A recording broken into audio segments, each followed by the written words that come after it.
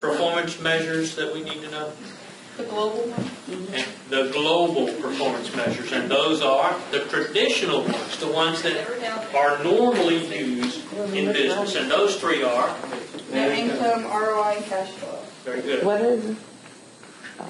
Oh, cash flow. So what is it, NI? What does that calculator show us? NI, net income shows us?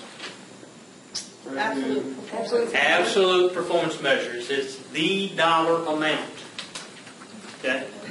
Which doesn't really mean much. It's just a dollar amount.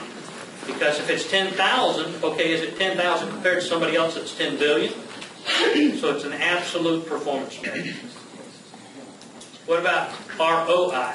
What is that? Return on investment. And what is that? That's a relative performance measure. Because now I've made it a ratio, and now I can compare that number, the result, the ROI, across companies.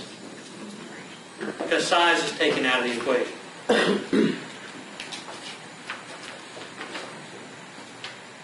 And the last one? Cash flow. CF, and what is that? Measure survival. Or L. Liquidity. It's a liquidity performance measure. The ability to pay your bills, keep going, survive, sustain yourself. Okay?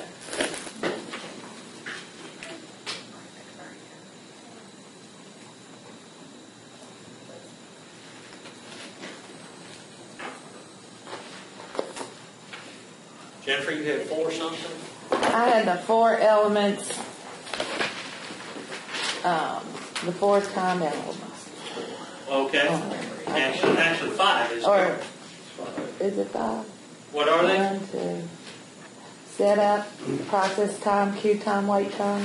Okay, let's get them in order. We got set up, then we've got. I'm going to call it runtime, process time. I'll understand what you're saying if you use one of these terms. What are these called? Work. Types of time at each work center. Yep. These are what? Types of time. at each work center. Yeah. Okay. What's the 4th one? Wait. And the last one? Transfer.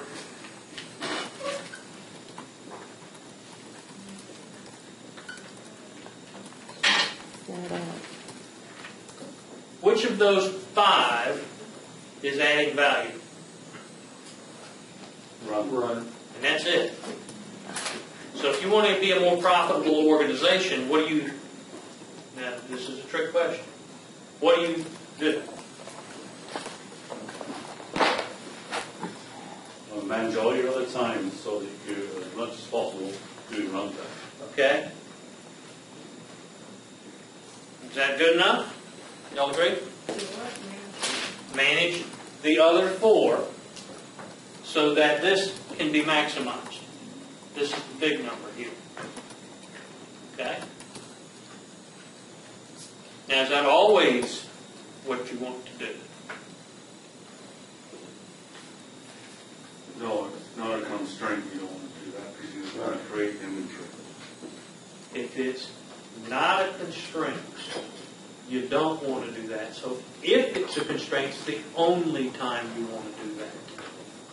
Do what specifically? Say that again. We're You going said to- it wants to manage the other 4 so that what? Where? At the constraint, we want to manage the other 4 kinds of time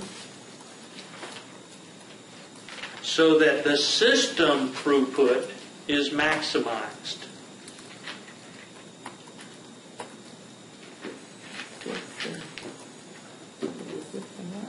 Throughput So the System throughput. is maximized.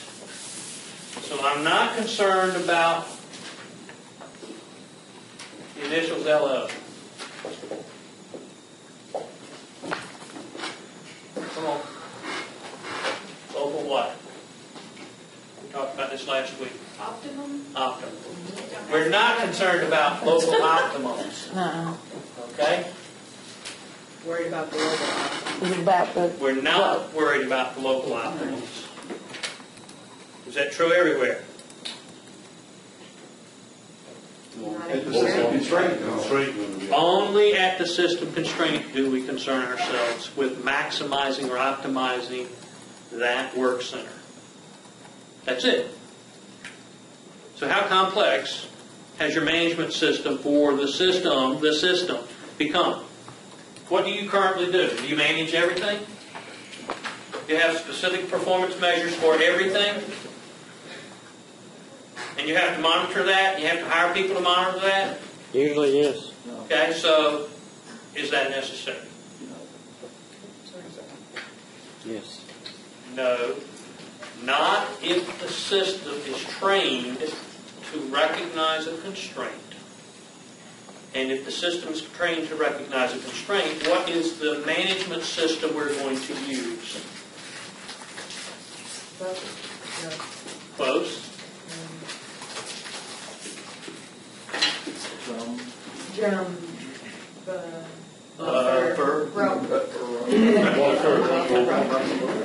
Sound. Okay?